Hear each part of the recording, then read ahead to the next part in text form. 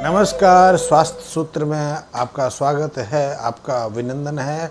आज का वीडियो हमारा विजडम टीथ के ऊपर है, अकल दाढ़ के ऊपर है। आपने सुना होगा कि बहुत लोग कहते हैं कि इसकी अकल दाढ़ी निकली है या इसकी अकल दाढ़ निकल आई है। तो आज हमारा वीडियो इसी विजडम टीथ के ऊपर है, इसी बुद्धि के दांत के ऊपर है। आपको मेरे वीडियो से कई तरह की अद्भुत जानकारियाँ विजडम टीथ के विषय में मिलेंगी। तो हम देखते हैं हमारे मुंह के अंदर 32 दांत होते हैं, लेकिन सामान्यतः 32 होते नहीं हैं। 30 या 28 पर हमारी लिमिट हो जाती है और हम कहते मुहावरे के रूप में 32 हैं, क्योंकि जब तक हमारी अकल दाढ़ नहीं निकलती तब तक 32 का कोटा पूरा ही नहीं होता। और जब अकल दाढ़ निकलेगी तब हम कह सकते हैं कि हमारे मुंह में पूरे 32 दांत हैं। कुछ लोग ऐसा मानते हैं, ऐसी किंवदंतियाँ हमारे समाज में फैली हुई हैं कि जब तक किसी युवक के मुंह में अकल की दाढ़ नहीं निकलती तब तक उसमें ना तो अकल आती है, ना बुद्धि की उत्पत्ति होती है। उसको हम अवयस्क या बुद्धिहीन नहीं मानते हैं। क्या वास्तव में ऐसा है कि अकल दाढ़ का संबंध हमारी अकल के साथ में है, हमारी बौद्धिक क्षमता के साथ में है? तो इसको लेकर विद्वानों में दो मत हैं।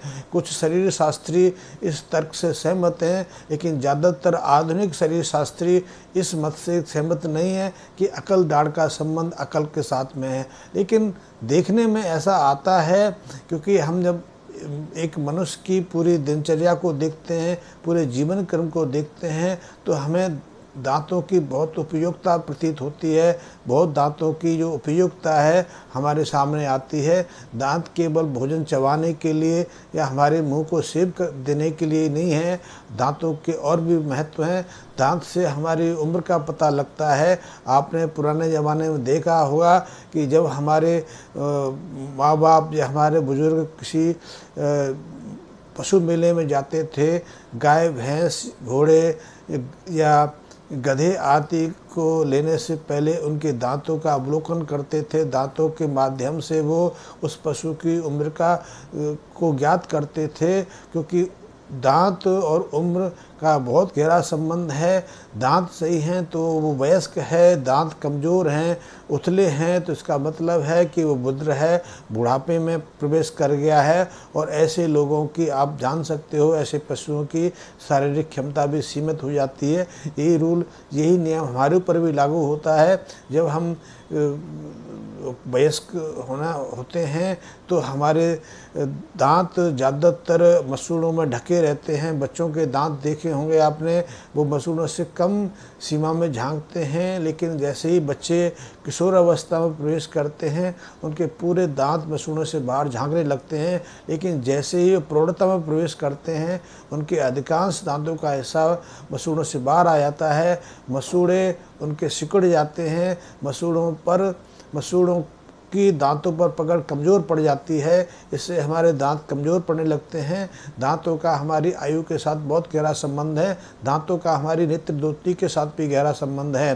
जब हमारे दांत झड़ने लगते हैं तो आप उसका सीधा सा अर्थ निकाल लेना कि हमारी नेत्र ज्योति घट रही है। हम अभी इस चीज़ों को एसोसिएट नहीं कर पाए हैं, एक दूसरे के साथ संबंधित नहीं कर पाए हैं, लेकिन हमारे शास्त्रों में, हमारे ग्रंथों में इसके बारे में बहुत विस्तार से बताया गया है। और अनुभव की बात है कि जैसे ही हम प्रौढ़ता में प्रवेश करते हैं हमारे दांत झड़ने लगते हैं और उसके शीघ्र हमारी नेत्र ज्योति घटने लगती है। इसी तरह दांतों का संबंध हमारे पाचन तंत्र के साथ में भी है।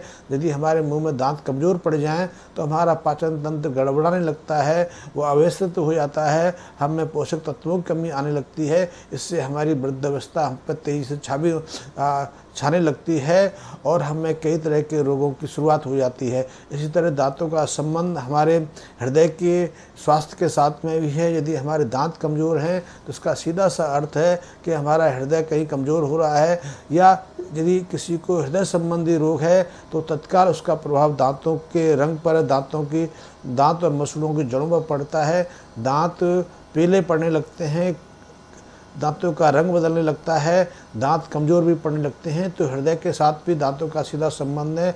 इसी तरह दांतों का संबंध हमारे घुटनों के जोड़ों के साथ में भी है।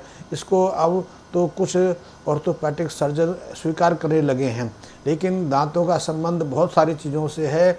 और हमारे जो विजडम टीथ है, जो बुद्धि का दांत है, वो निश्चित ही हमारी बुद्धि के साथ में गहरा संबंध रखते हैं, क्योंकि जो अकल दाढ़ है वो 18 साल के बाद निकलनी शुरू होती है और 24 साल तक लगभग सभी लोगों में निकल आती है, जिसके निकलनी होती है। जिनकी नहीं निकलती वो बात अलग है कि उनमें बुद्धि आई कि नहीं आई, अकल पैदा हुई कि नहीं हुई। इस बात को तो उनके संबंधी, उनके पारिवारिक सदस्य और उनके मित्र लोग बता सकते हैं कि उसके अंदर कितनी बुद्धि है। लेकिन अधिकांश युवाओं में 18 साल के बाद अकल दाढ़ की उत्पत्ति होने शुरू हो जाती है। अकल दाढ़ का रूप है, इसको मोरल टीथ बोलते हैं। ये चबाने के लिए काम आता है, भोजन को पीसने के काम आता है। ये बहुत महत्वपूर्ण है। आधुनिक शरीर शास्त्री इस पर ज़्यादा महत्व नहीं देते, लेकिन हमें मालूम है कि हमारे लिए अकल दाढ़ का कितना महत्व है। आपको शायद विश्वास नहीं होगा, कुछ सदी पहले हमारे मुंह में 36 दांत होते थे, लेकिन हमारी जीवन शैली के बाद दांत घट गए, घटते घटते 32 आ गए। लेकिन आज 32 दांत भी ज़्यादातर लोगों के दिमाग मुंह में नहीं रहते, वो 28 और 30 पर सीमित हो गए हैं। शायद आने वाले समय में दांतों की संख्या और घट जाए और वो 24 तक सीमित हो जाए। वो कहेंगे, जैसे कि आप सोचते हो कि हमारे बहुत लोग स्वास्थ्य विशेषज्ञ बताते हैं कि हमारे पूंछ होती थी, पूंछ का उपयोग ख़त्म हो गया तो पूंछ के गायब हो गई, अब वहाँ पूंछ का सिर्फ अवशेष रह गया।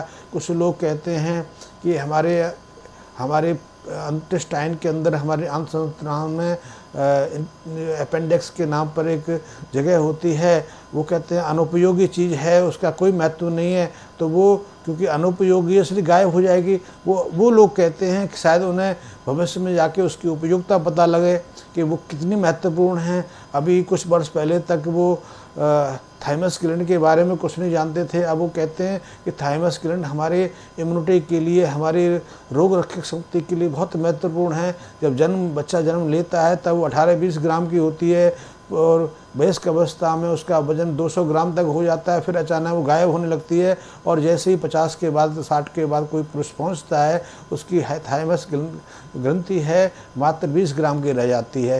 इसी तरह प्रोस्टेट ग्लैंड के बारे में कह सकते हैं, प्रोस्टेट ग्रंथि के बारे में कह सकते हैं। शरीर के अंदर बहुत सारे ऐसे अंग हैं जिनकी उपयोगिता हमें पता नहीं, तो हम कहते हैं उसको काट दो, बाहर निकाल दो। नहीं, अकल दाढ़ का भी यही महत्व है। दाढ़ों का हमारे स्वास्थ्य के साथ में, हमारी रोग प्रतिरोधक शक्ति के साथ बहुत महत्वपूर्ण है। इसे हमें समझना चाहिए, क्योंकि स्वास्थ्य विशेषज्ञ तो कल पलट जाएंगे, वो बात को स्वीकार कर लेंगे। अभी अमेरिका में या यूरोप में कहीं खोज हो जाएगी कि अकल दाढ़ का हमारे साथ बहुत गहरा संबंध है, हमारे स्वास्थ्य के साथ संबंध है, हमारी नेत्र ज्योति के साथ संबंध है, हमारी बौद्धिक क्षमता के साथ संबंध है, तो वो स्वीकार हो जाएगी।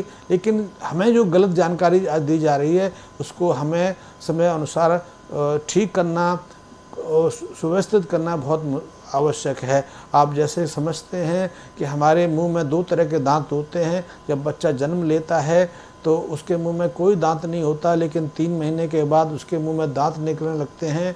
5 से 6 महीने के बाद उसके 4 दांत मुंह में आ जाते हैं और 5 साल की उम्र तक उसके मुंह में दांत काफ़ी संख्या में आ जाते हैं, जिन्हें हम दूध के दांत कहते हैं। उसके बाद दूध के दांतों का झड़ना शुरू होता है, लेकिन दूसरी तरफ पत्थर के दांत, जो इनको हम स्टेबल टीथ कहते हैं, स्थिर दांत कहते हैं, स्थायी दांत कहते हैं, वो निकलने शुरू हो जाते हैं। उनकी शुरुआत 5 साल के बाद होती है और वो करीब 14-15 साल तक निकलते रहते हैं। 14-15 साल तक लगभग हमारे मुंह में 28 दांत निकल आते हैं। इसमें चीरने काटने के दांत, कैनाइंस भी रहते हैं, दाढ़ें होती हैं, मोरल टीथ होते हैं, प्री मोलर टीथ होती हैं। तो ये एक हमारे मुंह की संरचना को निर्मित करते हैं।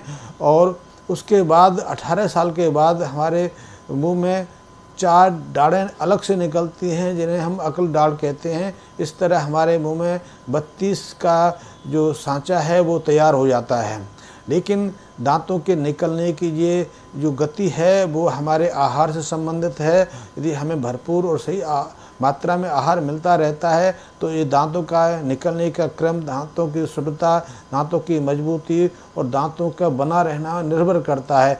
जैसे यदि हम बच्चे को माँ का दूध दें तो उसके दांत 3 महीने के बाद शुरू निकलने लगते हैं और 5 साल तक लगभग उसके दूध के दांत निकल आते हैं। उसके बाद स्थिर दांत, पत्थर के दांत निकलने शुरू होते हैं। लेकिन जो बच्चे माँ के दूध की बजाय ऊपर के दूध पर रहते हैं या किसी पशु के दूध पर रहते हैं तो उनके दांतों की जो निकलने की गति है, दांतों की जो मजबूती है, दांतों की जो चमक है, दांतों की संख्या प्रभावित होती है, क्योंकि माँ के दूध में सभी आवश्यक पोषक तत्व भी नहीं रहते, बहुत सारे रसायन भी रहते हैं, जिसमें ग्रोथ हार्मोन्स भी रहते हैं और कई चीज़ें रहती हैं। लेकिन यदि हम माँ के दूध की जगह पशु का आहार दें तो पशु के आहार में पोषक तत्वों के साथ में जो उपयोगी हार्मोन्स और रसायन हैं उनकी मात्रा माँ के दूध की तुलना में अधिक रहती है, तो वो हमारे शरीर को प्रभावित करता है। तो या तो दांतों की गति अचानक बढ़ जाती है या टेढ़े सीधे दांत आने लगते हैं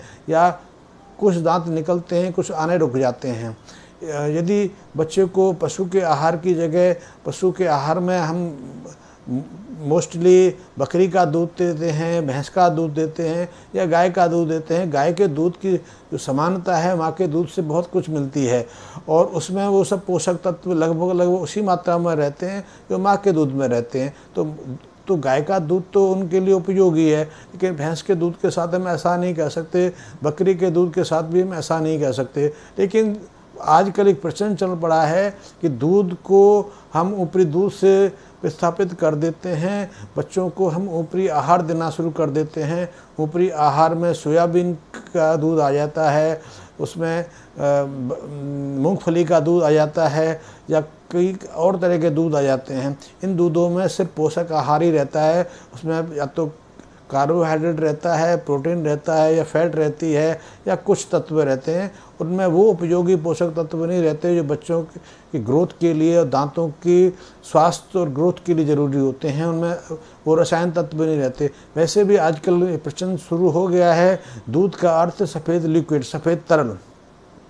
वो सफ़ेद तरल किससे निर्मित हो रहा है वो महत्व नहीं है। ऐसे बहुत लोग आजकल प्रचलन कर रहे हैं कि मूंगफली पीस के दूध तैयार कर लो, सोयाबीन को पीस के दूध तैयार कर लो, लेकिन क्या वो दूध की को स्थानांतरित कर पाएगा? क्या दूध के वो मूल्यवान गुण दे पाएगा?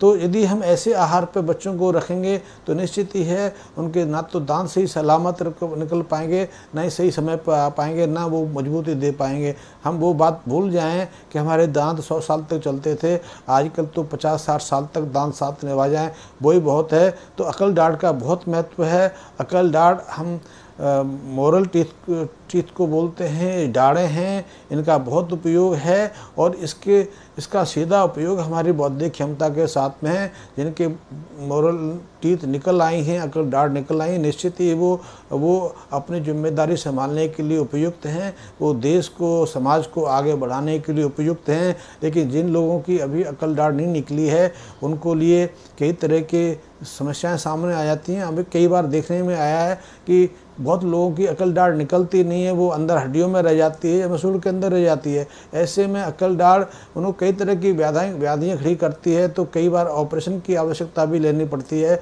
उनके मसूड़ों को चिराना पड़ता है। तो अकल दाढ़ के संबंध में हमें एक बात समझनी चाहिए कि ये तुक्का नहीं, ये तर्क वितर्क की बात नहीं। अकल दाढ़ बुद्धिक दांत का बहुत महत्व है और ये हमारी बौद्धिक क्षमता के साथ सीधे सीधे संबंध है, क्योंकि जब हम 5 साल तक हमारे दूध के दांत होते हैं तब तक हम सिर्फ उतना ही सीख पाते हैं जितना कि हमें जीवन के लिए चाहिए। हम बौद्धिक क्षमता का विकास नहीं कर पाते। बौद्धिक क्षमता का विकास 5 साल के बाद शुरू होता है, तब हमारे जो दूध के दांत हैं उनका स्थानांतरण स्थायी पत्थर के दांतों से होने लगता है और 15 साल तक लगभग ये काम हो जाता है। 18 साल के बाद बौद्धिक क्षमता पूर्ण शिखर पर होती है। हम जिम्मेदारी संभालने में योग्य रहते हैं, हम अपने उत्तरदायित्वों के लिए उपयुक्त हो जाते हैं। तब अकल दाढ़ का निकलना या निकलना शुरू होता है या निकल चुकी होती है, तो अकल दाढ़ का सीधा संबंध हमारी अकल के साथ में है। ये किंवदंती नहीं, ये हंसने वाली बात नहीं, ये यथार्थ है। और ऐसी और दूसरी वीडियो देखने के लिए आप मेरे चैनल से जुड़े रह सकते हैं। यदि आपको कोई आपका प्रश्न है, कोई शंका है, तो आप मेरे कमेंट बॉक्स में मैसेज देख सकते हैं। धन्यवाद।